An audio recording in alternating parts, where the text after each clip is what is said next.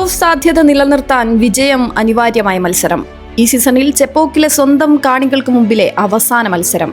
മഹേന്ദ്ര സിംഗ് ധോണി എന്ന അവരുടെ സ്വന്തം തലയുടെ വിടവാങ്ങലാകുമെന്ന് പ്രതീക്ഷിക്കപ്പെടുന്ന മത്സരം.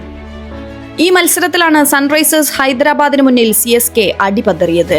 181 റൺസ് വിജയലക്ഷ്യം പിന്തുടർന്ന ഹൈദരാബാദ് തുടക്കത്തിലെ പതറിയെങ്കിലും ഇഷാൻ കിഷന്റെ അർദ്ധ സെഞ്ചുറിയുടെയും ഹെൻറിച്ച് ക്ലാസന്റെ വെടിക്കെട്ടിന്റെയും കരുത്തിൽ 19 ഓവറിൽ 5 വിക്കറ്റ് നഷ്ടത്തിൽ ലക്ഷ്യത്തിലെത്തി.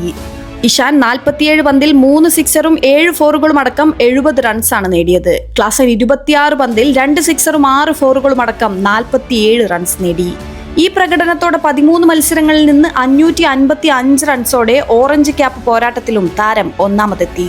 554 റൺസുള്ള സായ് സുദർശൻ, 552 റൺസുള്ള ശുഭ്മൻ ഗിൽ എന്നിവരാണ് തൊട്ടുപിന്നിൽ.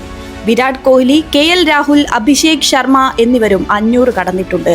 ഇഷാൻ തൊട്ടടുത്തെത്തി. മത്സരത്തിൽ അൻഷുൽ കാംബോജ്, നൂർ അഹമ്മദ് എന്നിവരുടെ എക്സ്പെൻസീവ് സ്പെല്ലുകളാണ് CSKക്ക് വിനയായത്. കാംബോജ് 4 ഓവറിൽ 46 റൺസും നൂർ 4 ഓവറിൽ 40 റൺസും വിട്ടുകൊടുത്തു. നേരത്തെ വൻ സ്കോറിലേക്ക് എത്തിക്കാമായിരുന്ന തുടക്കമാണ് സഞ്ജു സാംസൺ ചെന്നൈക്ക് നൽകിയത്. ആദ്യ ഓവറിൽ തന്നെ 17 റൺസ് വരുന്നു.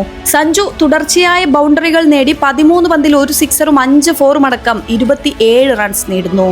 പക്ഷേ ക്യാപ്റ്റൻ രുദ്രാജ് ഗെയ്ക്വാഡ് എന്നത്തെയും പോലെ നിരാശപ്പെടുത്തി. 21 പന്തിൽ 15 റൺസാണ് താരം നേടിയത്, എല്ലാം സിംഗിൾ. ഇത് ബിഗ് ഇന്നിംഗ്സിലേക്ക് കൊണ്ടുപോകാവുന്ന സഞ്ജുവിന്റെ ഇന്നിംഗ്സിനെയും ബാധിച്ചു. സഞ്ജുവുമായുള്ള ആദ്യ വിക്കറ്റ് പാർട്ട്ണർഷിപ്പിൽ 16 പന്തിൽ 31 റൺസാണ് പിറന്നത്. എന്നാൽ അതിൽ ഋതു എടുത്തതോ 3 റൺസ്. സഞ്ജുവിന് ശേഷം വന്ന ഉർവിൽ പട്ടേൽ, കാർത്തിക് ശർമ്മ, ദെവാൾഡ് ബ്രെവിസ് എന്നിവർക്കുമൊപ്പവും സ്കോർ ചലിപ്പിക്കാൻ ഋതുവിനായില്ല.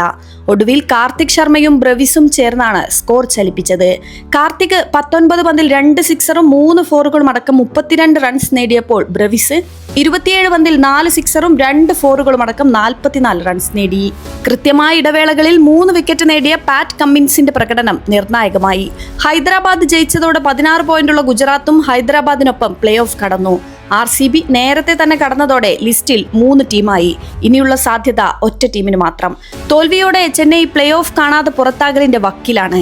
അവസാന മത്സരത്തിൽ ഗുജറാത്തിനെ തോൽപ്പിച്ചാലും മറ്റ് ടീമുകളുടെ മത്സരഫലം കൂടി അനുകൂലമായാൽ മാത്രമേ ചെന്നൈക്ക് പ്ലേ ഓഫ് സാധ്യതയുള്ളൂ.